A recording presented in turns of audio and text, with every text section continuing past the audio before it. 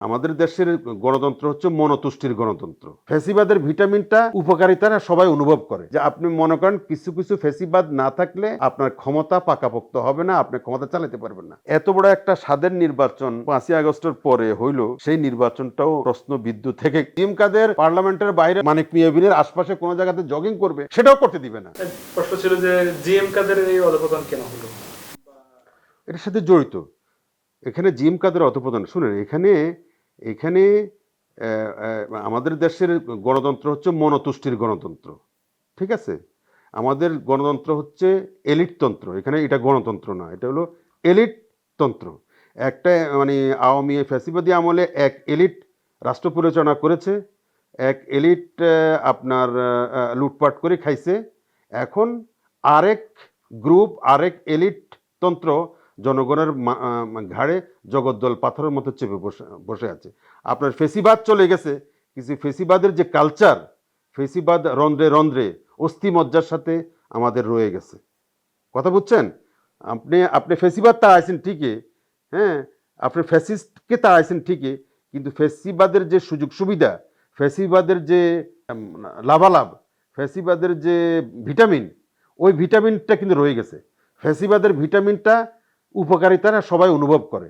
এখন যারা ক্ষমতা আসছে, এখন যারা বিরোধী দলে আছে, এরাও সবাই ফেসিবাদের ইন্টারেস্টটা, সুযোগটা, সুবিধাটা এবং এটার যে ভিটামিনটা, এটা অনুভব করে, এটা দরকার আছে, অন্তরে অন্তরে লালন করে।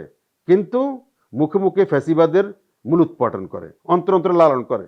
লালন করে বলেই আজকে পার্লামেন্টে আপনি দেখবেন, ওই যে বলে না, নতুন নতুন নতুন কথা বলতেছে না, একজন বলতেছে নির্মূল করতে হবে। কি এটা? কার সুর? এটা কোন কোন কোন স্বৈরতন্ত্রের সুর? আরেকটা তন্ত্রকে নির্মূল করতে হবে, ঠিক আছে? এসব শুধু আমরা পার্লামেন্টের ভিতরে আমরা শুনি বিরোধী দল বলতেছে যে তারা ওই ফ্যাসিবাদের ভূত দেখতে পাইতেছে। তার মানেটা কি? তার মানেটা হচ্ছে ফ্যাসিবাদ যে আপনি তাড়াইছেন, এটা আপনি এই ফ্যাসিবাদের প্রয়োজনীয়তাটা আপনি মনে অনুভব করেন। ফ্যাসিবাদ তাড়াইয়া আপনি নিজেও ফ্যাসিবাদ হচ্ছেন। কেন হচ্ছেন জানেন?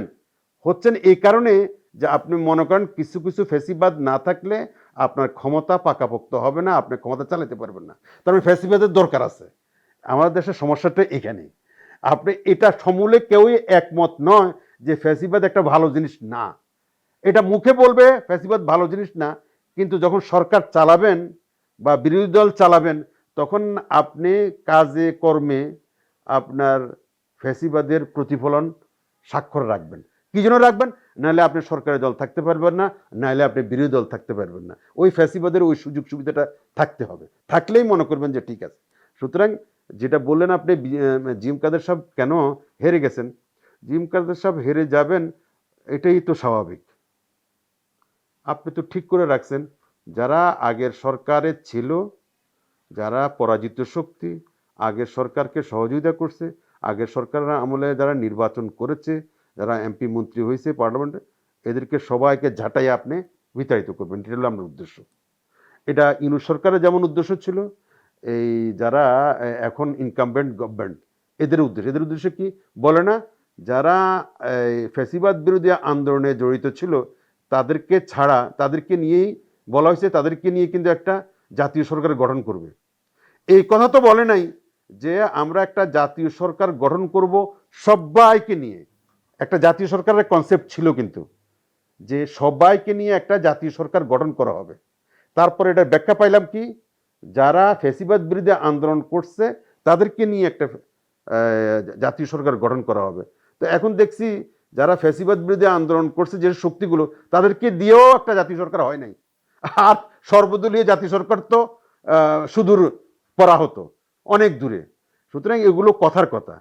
আপনি তো জিএম কাদেরকে তো সেই পরাজিত শক্তির হিসেবে দেখা হচ্ছে, যার জন্য সে যাতে পার্লামেন্টেই না আসতে পারে, সে যাতে কোনো প্রক্রিয়াই না থাকে, এটা এই মেকানিজম তো হয়েছে। আর আপনি, আমি বলবো কেন, ধরেন আমার মুখ দিয়ে কেন বলাতে চাচ্ছেন, এই যে নির্বাচনটা হয়ে গেল, এই নির্বাচনটা প্রশ্নবিদ্ধ নির্বাচন, এবং এই নির্বাচন যে মেকানিজমের নির্বাচন, এই নির্বাচন যে ইঞ্জিনিয়ারিংয়ের নির্বাচন, এবং এই নির্বাচন যে আপনার কলকাঠি এবং ফরমাইশি নির্বাচন, এটা তো বিরোধী দল বলে আসতেছে পার্লামেন্টে, বলে আসতেছে না কি? এই যে যারা মানে 70-এর ঊর্ধ্বে আসন পাইছে, তারা তো অহরহ বলে আসতেছে যে তারা তারপরও এই নির্বাচনটা মানে নিছে গণতন্ত্রের স্বার্থে, তারা এই নির্বাচনটা মানে নিছে, নাইলে এই নির্বাচনটা ইঞ্জিনিয়ারিং এর মাধ্যমে তাদেরকে হারিয়ে দেওয়া হয়েছে। তো দেখেন, এত বড় একটা স্বাদের নির্বাচন 5ই আগস্টের পরে হইল, সেই নির্বাচনটাও প্রশ্নবিদ্ধ থেকে সেখানে জিএম কাদেররা হারিয়ে দেওয়া বা উনি পার্লামেন্টে না আসা, এটা আপনি আশা করেন কিভাবে? ওনাকে তো পার্লামেন্ট চৌধুরীর ধারে কাছেও আসতে দিবে না, ভুলেও তো ওখানে এক্সারসাইজ করতে তো দিবে না, পার্লামেন্টের বাইরে যদি উনি কোনোদিন জগিং করতে যায় তাও তো দিবে না। ঠিক আছে, মানে যদি মনে করেন জিম কাদের পার্লামেন্টের বাইরে লনের মানে সোহরাওয়ার্দী উদ্যান ইয়েতে কি বলে এটাকে মানিক মিয়া বিলের আশপাশে কোনো জায়গাতে জগিং করবে, সেটাও করতে দিবে না। এটাই স্বাভাবিক। কি জন্য দিবে না? যে তারা এই বিরোধীর কোনো নাম নিশানাও রাখতে চায় না। এটাই স্বৈরাচার, এটাই ফ্যাসিজম। এই ফ্যাসিজমের ভূত রয়ে গেছে, থাকবে, এবং এটার থেকে পরিত্রাণ বাংলাদেশের পাবে না। এটার থেকে পরিত্রাণ এদেশের মানুষ পাবে না।